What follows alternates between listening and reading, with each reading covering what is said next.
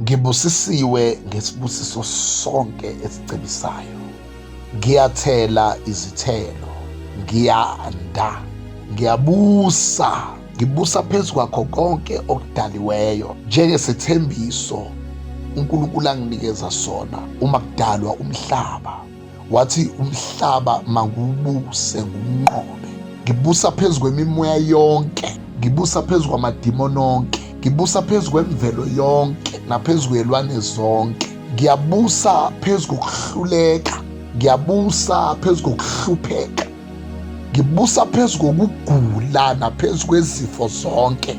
Ngiyabusa phezu kwengcebo yonke, ngiyabusa phezu kwazo zonke izimo. Ngiyabusa phezu kaSathane namadimoni akhe onke ngama-levels wawo onke. UJehova ungamandla ami nesihlabelelo sami.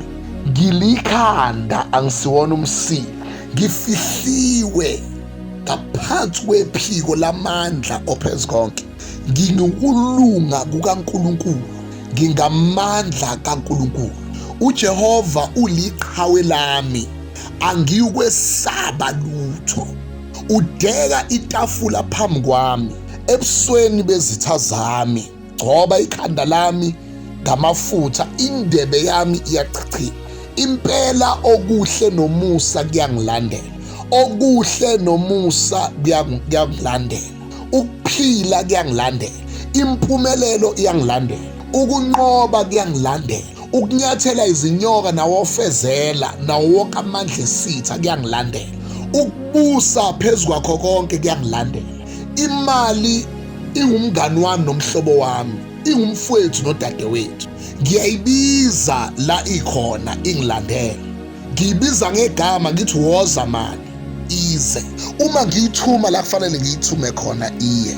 Ayipheli futhi imali mayike yabanjwa ezami izandla. Ngiyanqoba njalo, ngiyaphumelela njalo, ngiyawina njalo, ngiyaphasa njalo. Ngingaphezulu kwabanqobi ngoJesu Kristu inkosi yami. Angiyukoniwa ilutho, angiyunqotshwa ilutho. UJehova uyakukhanyisa ubuso bakhe phezu kwami njalo, angihole ngobumnene bakhe, angihole ngomusa wakhe. Umusa wakhe ungihaqile ngaphambili, wangihaqa ngemuva, wangihaqa emaceleni. Angisabi lutho ngokuba uJehova ungamandla ami nesihlabelelo sami. Ngikho konke uNkulunkulu athe ngikho, ngikho konke uNkulunkulu angimisele kona.